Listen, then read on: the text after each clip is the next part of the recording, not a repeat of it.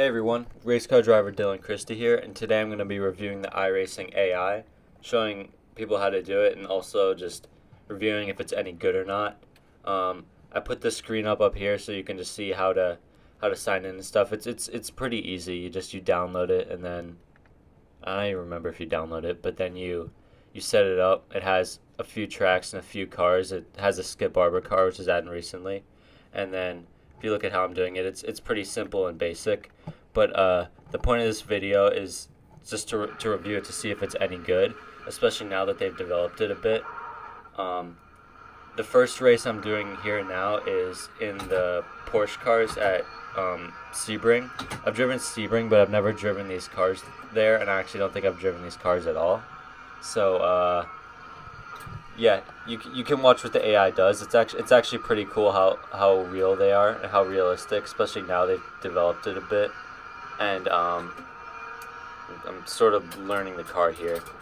And all right, okay, now I'm starting to remember it now. I go for a pass and it's not good enough, but I rejoin and I start going to pass people again. And I really like this AI just because it is realistic. I mean, the drivers don't behave perfectly, but they do act similarly to real world racers. I have the difficulty set pretty easy here.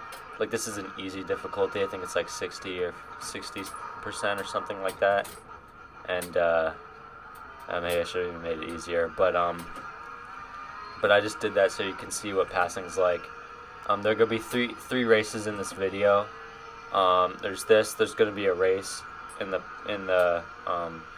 set Spec Miata cars, or the Global MX-5, and then I'm doing a cool race at the end, which you can either skip to or I'd pay attention and stay tuned in for as I go off into the grass there.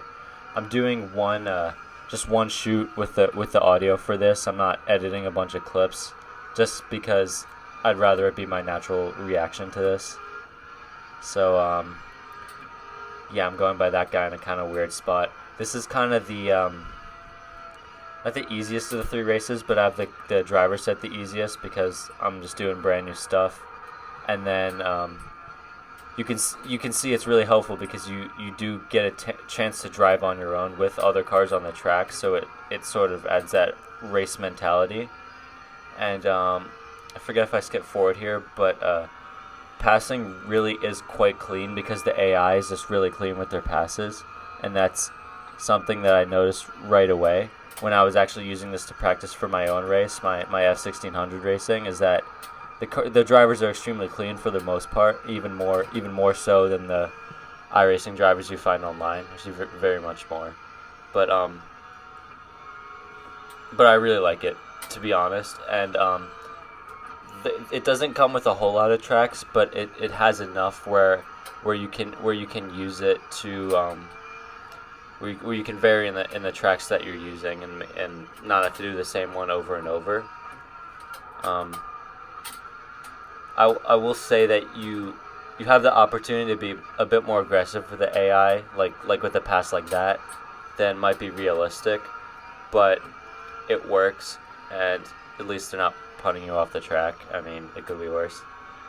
But approaching a hairpin like this, you really notice that no one's really punting into one another. They're very clean with the passing, maybe a bit under aggressive, and it allows you to have a clean race. So that's probably what I like, or one of the best things I like about it, is that you can run a clean race with the AI cars. There's a lot you can do with it, to be honest. Even though there aren't a whole lot of cars, you can set up with the weather settings, even wind settings. You can simulate a draft. That's part of the third race that I'm going to show, is I'm simulating a draft at Road Atlanta. And it's really quite cool, honestly, because you can have a battle even down to the line with these AI guys, and it's worth looking into. It's also completely free if you have iRacing, which helps. You can see I'm able to throw a pass on the inside, and they're still aggressive. Like you saw, he's holding it on the left. He takes the spot back, and you'd assume that was a real racer, maybe even too mature to be a real racer. But yeah, you got you can get a pass done if you're patient. And you can see there's a bit of a draft. I had the wind settings up really high, which is something I just left for the third race that I'm gonna play, which you'll see. They haven't really figured out that corner. The track is pretty bumpy, Sebring, so because it's bumpy, it's just hard to learn in a new car. But I start to get it down a bit. I'm not lifting as much. You can see I'm rolling a bit more, so I started to get the track down. And even if you haven't even driven the track, like you're just doing a brand new track, you can hop on with the AI and learn a brand new track just with them on the track if you set the difficulty to easy and easier. I do know this track well. I know this track well, though. It's not like I'm brand new to this track, but I guess it's just a good way to have a race and be able to decide the difficulty of drivers you want to race with. Even if you want to practice being in the middle of a pack or starting from the rear like I am. Something I really like about it is that I'm naturally kind of a driver that likes to chase down the field, who likes to be behind someone after work to catch them. It makes me drive not only a lot smoother but a lot harder as well, in a good way. Just get the most out of the car. So to have like a slower AI car in front of you, if you're just using that to practice catching someone and sort of having like a fox to chase, it makes you drive better. And it's hard to explain, but having the AI there helps with that. And it kind of goes back to like a race mentality, which I think is pretty awesome. And I mean, wheel-to-wheel racing without having to get on an online race and be crashed, which is pretty cool. It's a big gap where I'm driving by myself here. The AI gets spread out for sure, but once you are around them, they put up a fight, even if you have an easy difficulty setup. And I like this race. I like race 2 as well. They're both the first two races that I'm doing here in this video. I'm starting from the back and working my way up. The second race I put 60 cars on the track, the Global MX-5 cars, which is not recommended by the game, 60 cars on the track at once, but it is entertaining nonetheless, and why not? So that's my second race. And the third race I'm doing is my special race. It's what I've been using to practice for F1600. It's at Road Atlanta with the weather and wind settings simulating an F1600 draft. And I don't want to spoil it too much, but what you can do with the AI to simulate draft racing and close racing is pretty awesome. I was going to review a NASCAR video, do a NASCAR race, because that's half of the AI is with NASCARs on oval tracks, but I don't really know how many of my viewers do NASCAR because there's no real oval racing related to my channel, so I keep it on road course. But if anyone wants to see the AI with NASCAR or the oval stuff, I can review that as well. But the road racing's entertaining as it is, so I kept it to that. And I'm remembering how this race went, and I think that, yeah, I go down his inside here because the AI is kind of weak at this spot. The AI doesn't know perfectly well how to take each corner. They're very good at some corners and not so great at others. And I fast forward to the last lap here. I'm kind of down there inside because the AI kind of sucked in the final corner. But this driver catches a car in front. I can slot down the inside just like in a real race.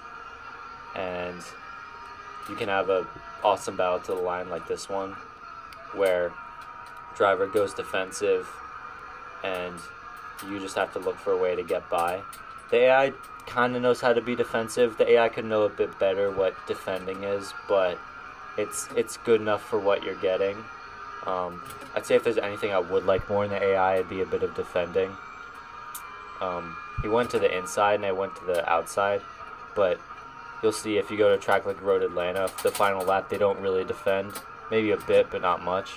So maybe that's an area where it could be a bit better is defending.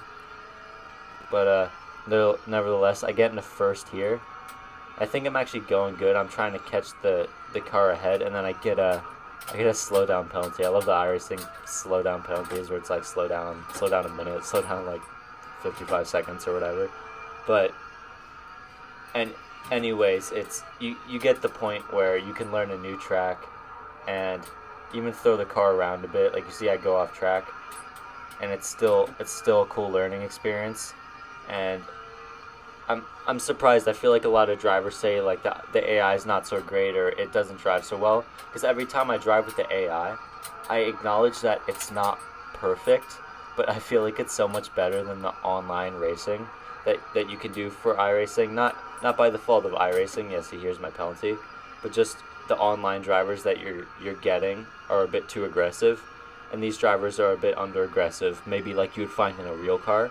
So I actually see it as a chance to train for your real race, for a real race where you can't just throw the car in and crash without consequence, because that's how the AI races. You can see they give appropriate room even more than I am, and it works to my benefit here. But if all the AI is clean and you're avoiding crashing, then you're gonna have a good race. So my second race, I throw 60 Mazda cars on a track, and I start from the rear. I know they recommend not to put 60 cars on the track, but I do it anyway because I believe a video should be entertaining. So I get a good start. I set the difficulty a bit higher here just to challenge myself.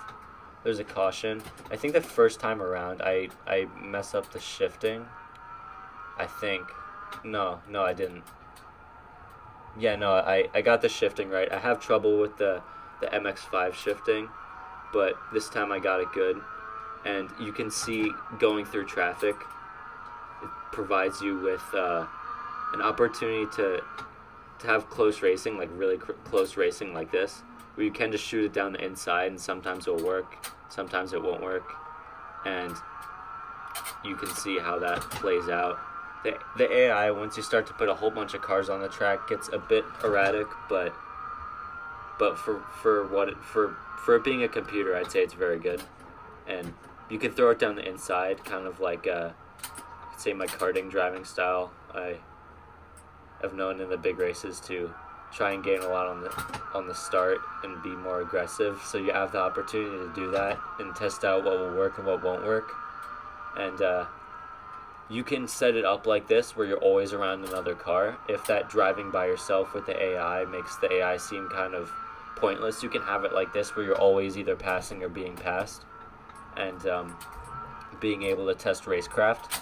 So I just see iRacing as being able to practice racing lines and learning tracks a lot of the time, but with this AI you can practice racecraft, which is something completely new, and you can do that without having to sign on to a race every hour and have to wait so long for that.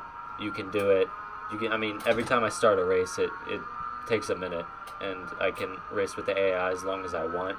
If a race goes bad, you just restart and the car's reset.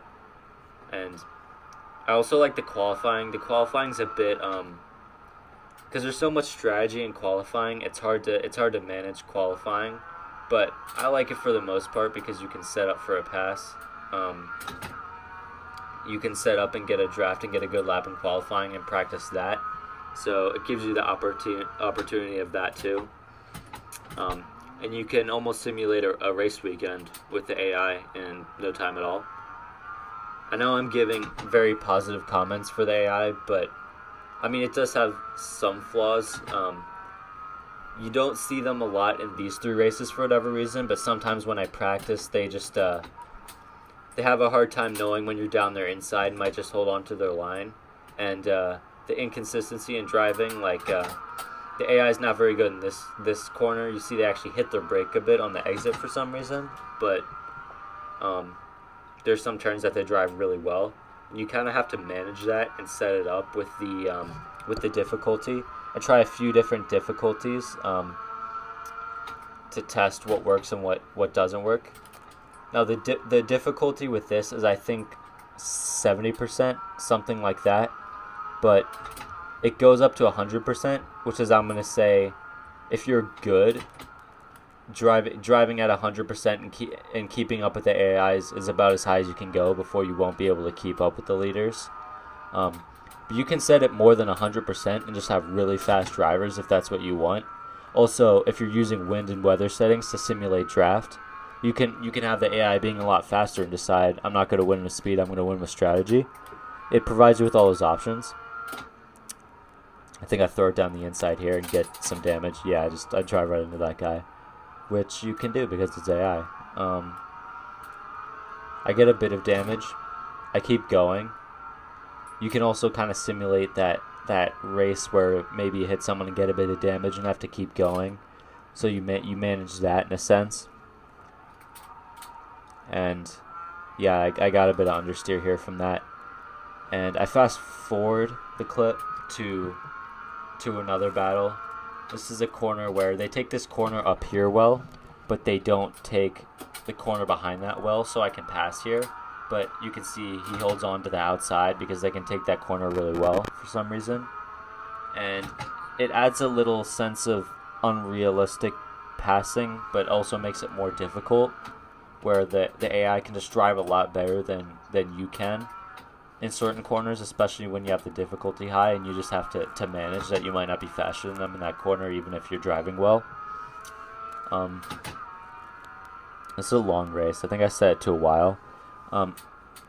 There's some parts where you can probably skip through a bit. I'd say the most important race is the third one that I'm doing. It's less just open passing and more battling, if that makes sense. Like, I make a pass, I get passed back, and we keep going with that. And it ends up being a fight to the line, not just a fight from the rear of the field. I set these races to be fights from the rear of the field just because I want to show what each of the different AI drivers do, because they all act differently. Some are more aggressive than others. Some drive more erratically than others, and it makes it different where you have to sort of predict your drivers, and makes them more human-like in a sense, where that they're not all the same. They all have certain tendencies where, like, they're not gonna drive into the side of you or drive into the back of you, but they're all different. That's the one thing with the AI, is that if you brake right in front of them, they'll react instantly and brake. They won't drive into the back of you, which is both good and unrealistic at the same time, because if you start a race and you're going to the green flag and you hit the brakes, chances are people behind you, especially in an online iRace, will probably just drive up to the back of you and you'll have a totaled car. So that's something to manage. So this is the final lap here. I say the AI actually gets more bit aggressive on the final lap, which is interesting. Once you've done it for a bit, like I have, you start to notice when the AI does different things, like becoming more aggressive on the final lap, and you start to want to use it a lot more because it has these interesting little characteristics that you wouldn't expect. So final lap here, I almost catch up to this guy, and especially if you're good at chasing cars and that just makes you drive better, you can see this made me drive a lot harder on the final lap and a lot better. It catch him a lot quicker than if I were just driving around by myself. So it simulates that race mentality, which I know I've said a few times, but it makes me really like the AI. I overdrove a bit, almost got in the grass. So that's the end of the second race. The third race, I set the difficulty to a bit over 100%. I think it's like 105% to like 90 something, which is difficult. That's what I train with for my F1600 races. I genuinely use the AI to train, and I think it's really helpful. And I have the wind set to 30 miles per hour, and I have it set in a specific direction so that we can sort of simulate close draft racing. It's almost as big as an F1600 draft, and you'll be able to see the passing that takes place. I also set it to a rolling start, which is a cool feature. You can practice rolling starts, which isn't perfect. You can see the AI gets a bit confused. They slow down, but good enough. And you can practice rolling starts and getting a good start. You can see in this race that I go down the inside, and you have to be a bit more reserved. Sort of like F1600 racing, where you want to be patient on the start and just kind of slot in. So You can practice being aggressive, like coming through the field, but then like this, you can practice being patient, being all right with sitting in third, sitting in second, and waiting till the last lap to battle. Because I find in this race, the Skip Barber cars, which probably my favorite cars to practice with, at Road Atlanta, with this drafting effect I've simulated, it makes you be more patient because the AI is actually pretty aggressive, and if you pass them, they'll just go right down your inside and pass you back. So it forces you to be patient, which you would have to do in the real car as well, and especially in an online race where you learn to be patient because everyone else is so aggressive. You get this boatload of practicing because the AI is going to be a lot more aggressive than you'll be able to if you want to stay with the front pack and stay in first. You can see going down this main straightaway the drafting effect. Those two cars were pretty far away, and I just stuck right up to their bumper. Now I'm not going to pass them because that'd be unwise, because the cars behind us would just sort of clump back up, and I'd let more cars get into the race. Here I sort of just sit in third. The front two are battling, which shows that the AI isn't perfect, which I'll admit, but I managed to slot into second. And now I have to catch down the leader, which actually isn't too difficult because of this drafting, especially down the main straight.